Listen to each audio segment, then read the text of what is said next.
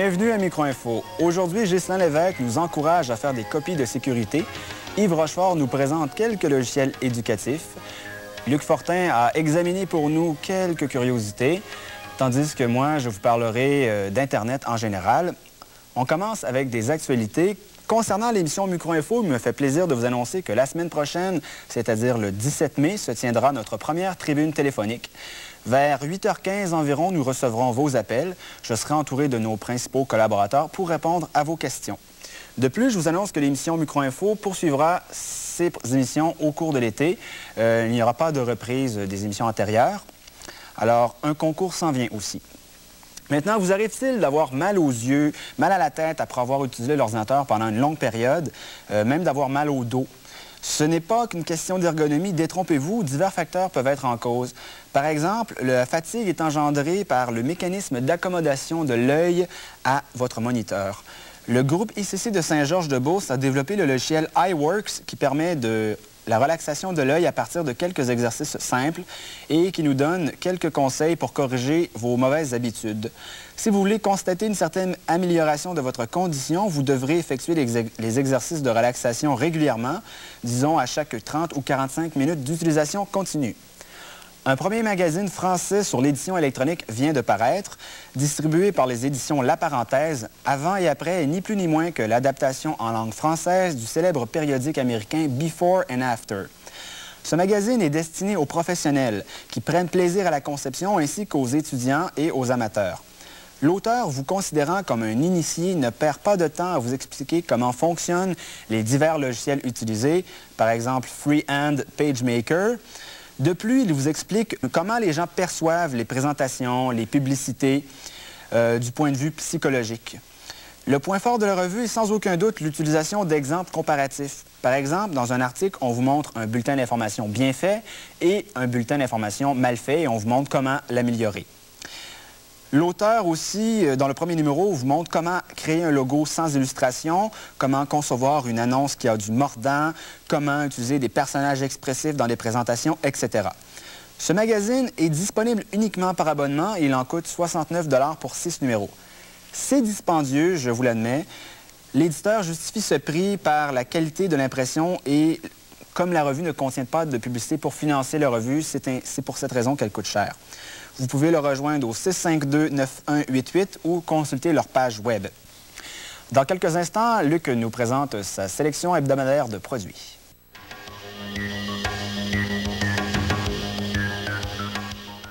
Bonjour Luc. Bonjour François. On a beaucoup entendu parler de la montre informatisée de Timex qui est sortie il y a quelques mois, mais personne ne semble la porter. Est-ce que c'est vraiment un mauvais produit pour autant?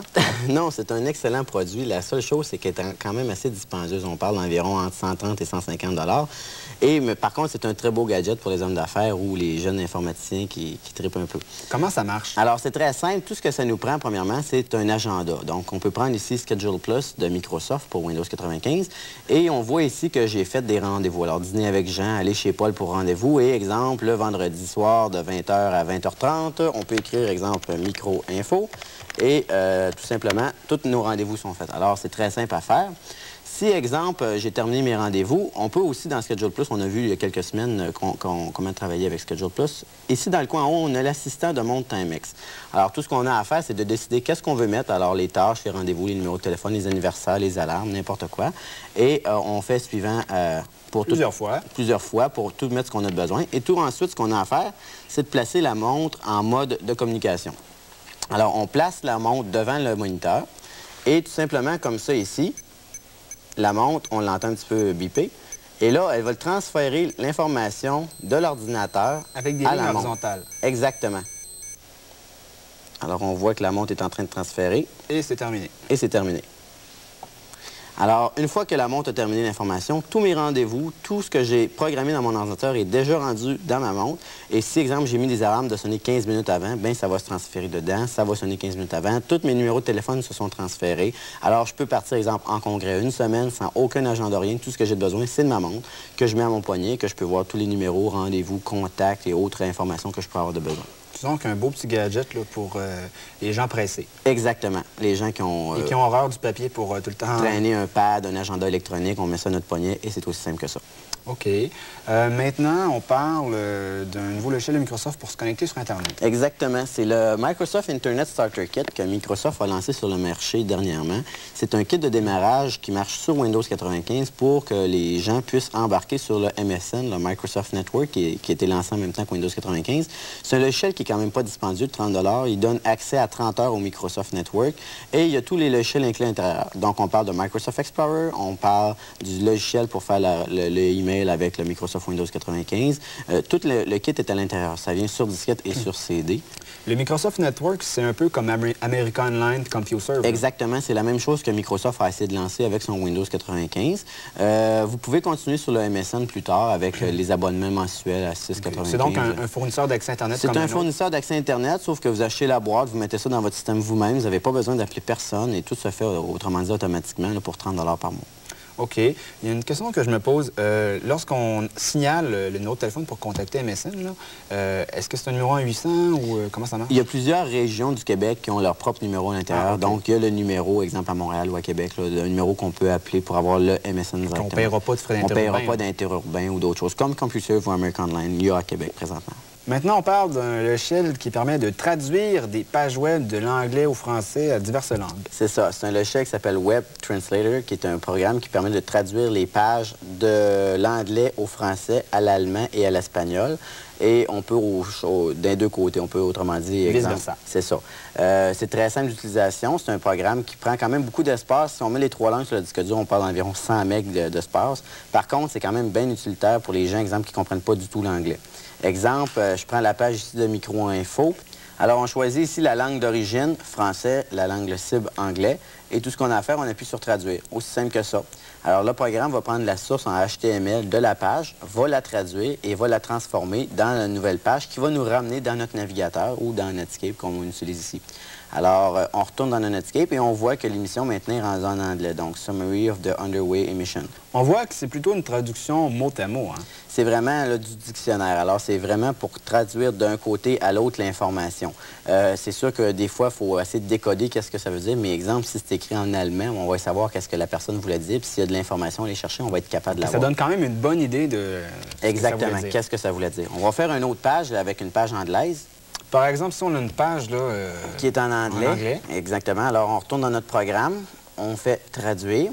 Je lui demande de traduire de l'anglais vers le français. On appuie sur traduire et il va nous retraduire la page pour qu'il puisse l'amener en français. Comme là, en anglais, ça veut dire littéralement que Kodak et Fuji ont annoncé une nouvelle technologie en matière de film. C'est ça. On va voir quel va être le résultat. C'est quand même pas très long. On voit que le résultat est Kodak Fuji annonce nouvelle technologie de film.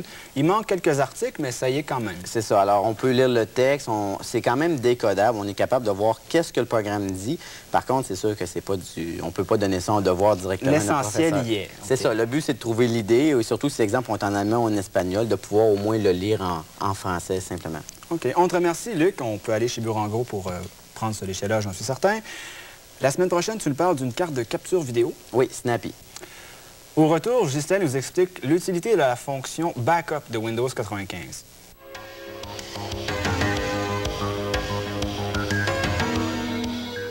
Bonjour Justin. Bonjour François. Quelle est l'utilité d'un backup? Alors, l'utilité d'un backup, ça nous permet de prendre en copie de sécurité les différents fichiers ou même logiciels qu'on a sur notre disque rigide. Donc, si jamais il arrive un pépin, on aura la possibilité d'aller récupérer tout ça. OK. Comment on le démarre, ce programme backup? Alors, toujours à l'aide du bouton démarrer, ici, dans le menu Programme, Accessoires, Outils, Système, et j'aurai une commande qui s'appelle Backup. C'est la fenêtre que je vais voir. J'ai 2 étapes, en fait. Je dois lui mentionner qu'est-ce que je veux prendre en sauvegarde. Donc, on va aller sur notre disque C. Dans une émission antérieure, on avait fait un dossier qui s'appelait Données, dans lequel on avait mis toutes nos choses. Donc, on les sélectionne Données et à chaque fois qu'on voit des crochets devant un dossier ou un document, ça veut dire que cette information-là est sélectionnée. Un coup qu'on a choisi tout ce qu'on veut prendre en copie, on clique sur le bouton Étape suivante et ce qu'on a à faire, c'est de définir sur quelle unité on veut faire la sauvegarde. Donc, on va choisir le disque A. Et un coup que ça c'est fait, tout ce qu'on a à faire, c'est de cliquer sur sauvegarde. Si on avait beaucoup de fichiers, ça prendrait, je suppose, plusieurs disquettes? Oui, plusieurs disquettes. Donc, le programme nous indiquerait à quel moment là, il faudrait changer puis mettre la suivante. OK. Est-ce que je peux sauvegarder des choix qu'on prédéfinit? Absolument. Tout ce qu'on a fait comme choix, là, que ce soit l'endroit où on sauvegarde ou les fichiers qu'on veut sauvegarder, on peut ici, à l'aide du menu Fichier, faire Enregistrer sous et appeler ça, par exemple, sauvegarde partielle ou sauvegarde de nos données. Et on pourra par la suite réutiliser ça là, sans problème. Donc, si à chaque semaine, on voulait sauvegarder le fichier données, on procéderait de cette façon-là? Tout à fait, oui. OK. Alors, Ghislain, on te remercie. La semaine prochaine, tu nous fais part de tes conseils pour quel logiciel? Netscape. D'accord, merci. Je m'entretiens avec un technicien de SOS Informatique dans quelques instants.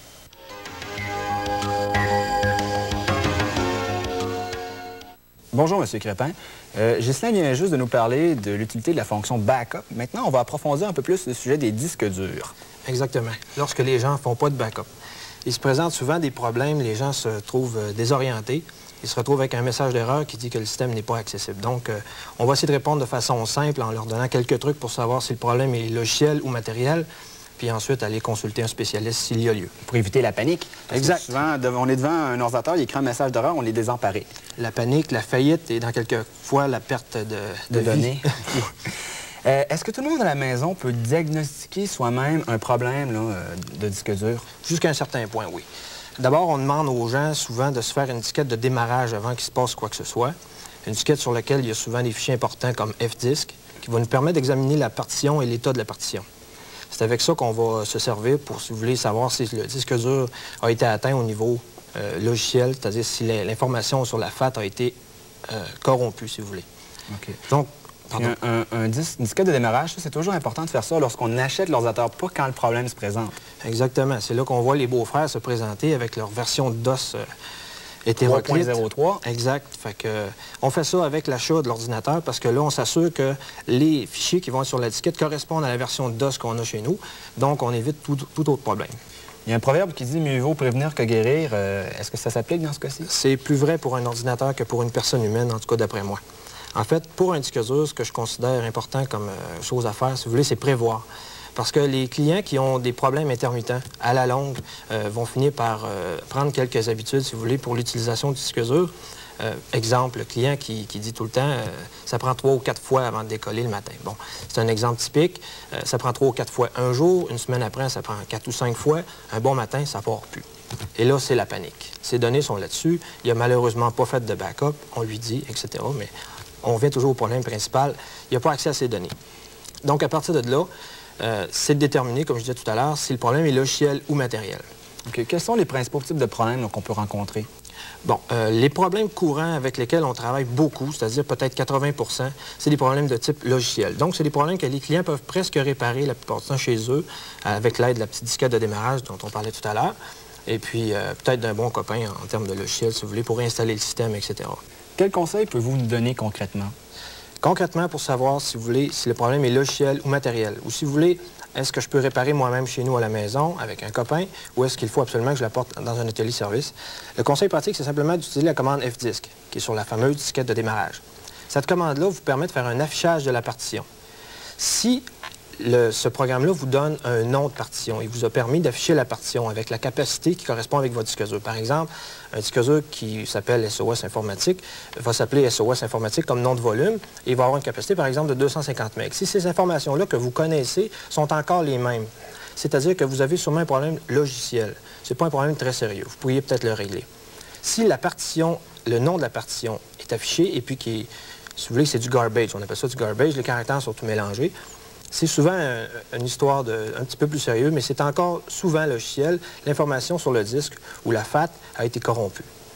Et puis si, au lancement de la commande F-disk, il y a une erreur de disque dur, à ce moment-là, on est presque certain, à presque 100 %, que le problème est soit de type, de type physique, mais c'est peut-être le disque, c'est peut-être le contrôleur ou c'est peut-être la carte d'interface. OK, donc le problème est divers ici. Là. Il peut y avoir plusieurs alternatives. À partir du moment où c'est matériel, on suggère d'aller en atelier parce qu'à ce moment-là, on a beaucoup de matériel, si vous voulez, où on va pouvoir diagnostiquer. Ben justement, si moi j'ai un disque dur qui est planté ou gelé et que je vais aller en atelier avec, mais que j'ai des données vraiment essentielles sur ce disque dur-là, est-ce qu'il y a vous avez moyen de les récupérer?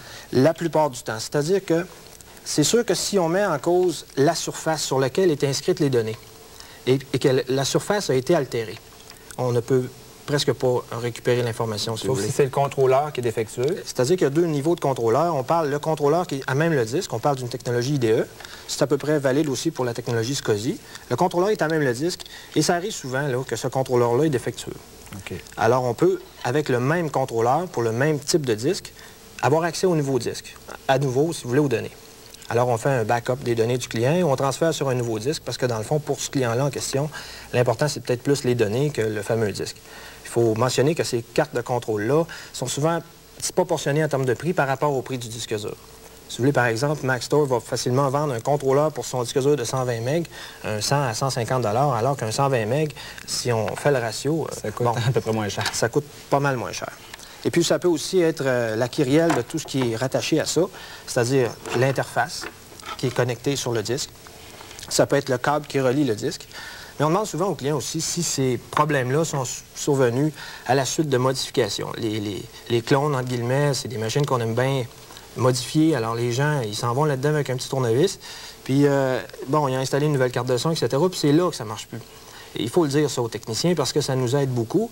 Il faut souvent demander aux clients de retourner en arrière, par étapes, pour essayer de comprendre qu'est-ce qui a pu se passer. D'accord. Si on a des problèmes, là, comment on peut vous rejoindre, M. Crépin? Nous, on apprécie énormément les messages sur email. Notre adresse, c'est Megatone, c'est-à-dire c'est sosinfo.megatone.com. C'est sûr que les appels téléphoniques, on les prend quand même. Par contre, il faut faire comprendre à certains clients, on ne peut pas parler 30 minutes, une demi-heure, si vous voulez. Au téléphone, on ne peut pas tout résoudre de toute façon. On peut résoudre une partie des problèmes. On va vous donner des trucs qui vont nous permettre de cerner, si vous voulez, et de vous enligner sur la résolution, mais on ne peut pas tout faire. On vous remercie, M. Crépin. Merci. Au retour, Yves Rochefort part à la recherche de Carmen Sandiego et fait tout un cinéma.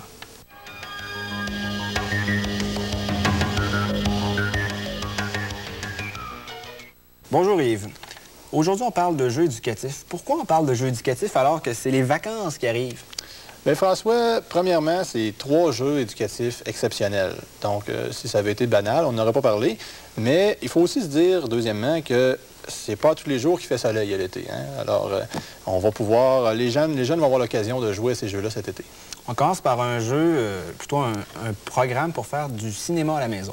Oui, il s'agit de mon atelier de cinéma en 3D de la compagnie Microsoft. C'est un superbe logiciel qui permet aux jeunes de pouvoir créer des montages vidéo. Il faut mentionner que la compagnie qui a réalisé ce logiciel-là... C'est bien Softimage? C'est Softimage qui est responsable des effets spéciaux dans le film Jurassic Park. C'est très, très simple de monter un film. Tu commences par choisir un décor. Dans ce décor-là, maintenant, tu peux choisir une douzaine de plans. Donc, tu peux avoir des vues tridimensionnelles d'un peu tous les côtés. Après ça, tu te trouves à intégrer des personnages. Encore là, tu as le choix d'une trentaine de personnages que tu peux habiller comme tu veux. Est-ce qu'on peut créer de nouveaux personnages? Non, malheureusement, il faut se limiter aux personnages qui sont actuellement dans le logiciel. Par contre, tu peux vraiment les modifier à ta guise. Tu peux les allonger, tu peux les rendre tout petits, très gros, minces, n'importe quoi. Tu peux les habiller comme tu veux. Tu peux leur donner la voix que tu veux également, mais ça prend un microphone. Par contre, il va être branché sur l'ordinateur. Puis tu peux enregistrer les voix que tu veux. Tu peux faire tout ce que tu veux, dans le fond, c'est très simple. Il y a des sons déjà intégrés, du bruitage, de la musique que tu peux associer aux différents scénarios. Tout ça dans une interface très simple à utiliser. Donc, pour les enfants d'à peu près 8 ans, ça vaut la peine? Oui, on recommande 8 ans en montant, là, mais ça dépend de l'enfant et de sa facilité à utiliser l'ordinateur. On a un petit bout de film, d'ailleurs, qu'on pourrait peut-être montrer, là, qui a été fait par la compagnie. Alors, on va montrer ce petit bout de film-là.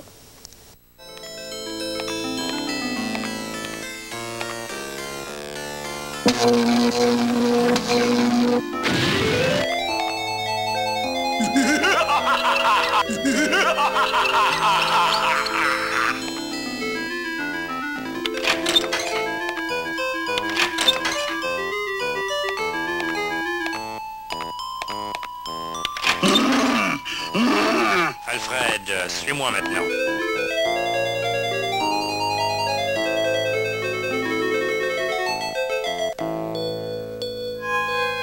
L'ordre du médecin décide que... Attendez, docteur Gigot, je crois que vous oubliez quelque chose ici. Je suis le maître maintenant, grâce à ma nouvelle créature, Alfred. Maintenant, on va regarder le jeu « Mais où se cache Carmen Sandiego ». C'est pas basé sur l'émission de télé, ça? C'est plutôt l'émission de télé qui est basée sur le jeu, parce que le jeu est sorti il y a au-delà d'une dizaine d'années. Puis, il était déjà sorti en français il y a plusieurs années de ça, mais la résolution du jeu était moins bonne à ce moment-là. Donc ça, c'est une réédition avec des graphismes 256 couleurs, Super VGA. Puis, ça vient tout juste d'arriver en français. C'est un logiciel qu'on se faisait demander énormément en français. Oui, ça c'est vrai. Puis, le principe du jeu, bon, on doit chercher Carmen Sandiego, mais comment ça fonctionne vraiment? Bon, au départ, tu te trouves être un agent de la compagnie Acme. Puis, tu dois, en tant que tel, tenter d'arrêter Carmen avant qu'elle fasse son prochain délit, son prochain vol en tant que tel. Puis, pour ça, tu dois voyager dans différentes villes. Puis, dans les villes où tu voyages, tu récoltes des indices. Puis, ces indices-là vont te dire, vont te donner des indices à savoir où tu peux aller. Puis, ça te force à aller voir dans le petit atlas ici, le Larousse de poche, qui est fourni avec le jeu. Ça te force à aller voir là-dedans pour voir où les indices doivent te mener. Alors, si tu vois, exemple, que Carmen a échangé tout son argent en yens, donc forcément, ça te donne une idée que tu dois t'en aller dans le coin de l'Orient. OK. Et puis, ça s'adresse pour des enfants de quel âge? Bon, la version qu'on a ici s'adresse pour les jeunes de 9 ans et plus, mais il y a également une version Carmen Junior qui est pour les 4 à 8 ans environ. OK. On regarde finalement un produit qui est encore pour les enfants plus jeunes, c'est l'autobus magique? C'est ça, l'autobus magique qui est un logiciel d'exploration. Celui-ci, c'est le bus magique explore le corps humain. Il existe également aussi, le bus magique explore le système solaire. Et puis, qu'est-ce qu'on fait dans ce programme-là? Bien, tout est interactif, alors tu trouves vraiment... tu peux faire ce que tu veux. Tu cliques partout. Ça ressemble un peu au Adibou qu'on peut retrouver sur le marché. C'est très, très simple. Donc, il y a des jeux et... Il y a des jeux. D'ailleurs, tu peux jouer aux machines à boules à l'intérieur du cœur. Ça peut te montrer en même temps là, comment fonctionne le cœur. Tu as des scènes vidéo sur le corps humain. On doit dire qu'ils ont divisé le corps en une douzaine de parties. Puis ces 12 parties-là sont à explorer. C'est aussi basé sur l'émission qui est au Canal Famille. Ah oui, au Canal Famille? Oui. OK. Et Yves, c'est tout le temps qu'on a aujourd'hui. On te remercie. La semaine prochaine, on va parler de jeux en français. Oui, plusieurs jeux en français, de très beaux jeux en français. Je vous invite à être là. Donc, on va chez Compuissance, on va avoir plus de renseignements. L'alcool au volant, on sait que c'est défendu, mais l'alcool au clavier, qu'en est-il?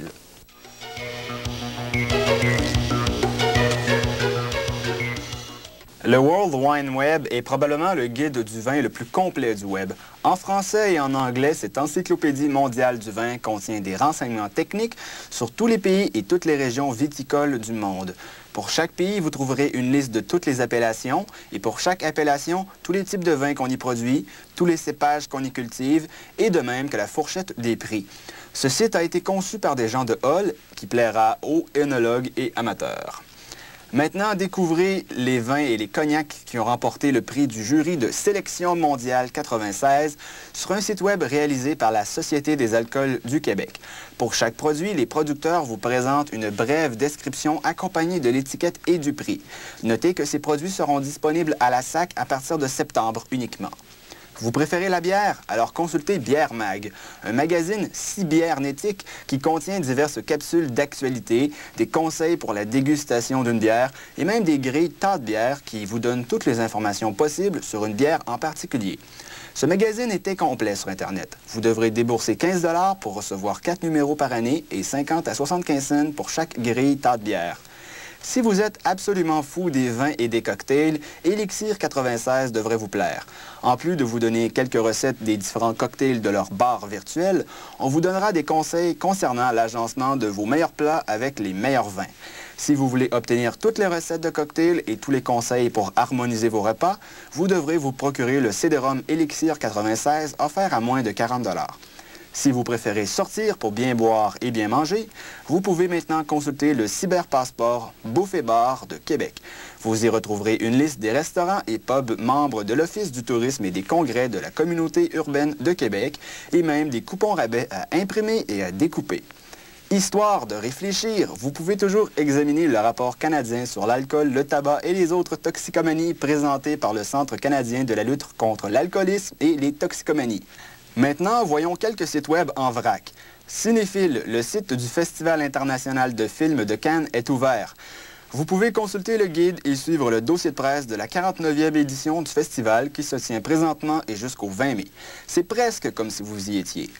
Le Cirque du Soleil est aussi sur Internet. Vous pouvez vous renseigner sur les billets présentement en vente, consulter l'historique du cirque et son extravagante boutique, ou même en apprendre plus sur les différents emplois offerts présentement au cirque.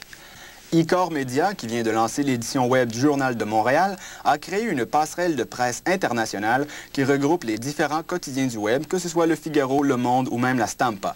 Le site est en construction. D'ici peu, la douzaine de quotidiens seront accessibles de leur site. Vous cherchez des partagiciels et des gratuiciels en français?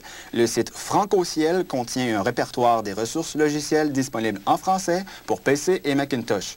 Pour l'instant, il y a peu de fichiers, mais d'ici quelques semaines, qui sait, peut-être que ce site pourrait devenir un incontournable des francophones. C'est déjà tout pour cette semaine. Je vous rappelle que l'émission Micro-Info est en première diffusion le vendredi à 20h et en reprise toute la semaine. La semaine prochaine, exceptionnellement, nous aurons une tribune téléphonique de 15 minutes, alors soyez là.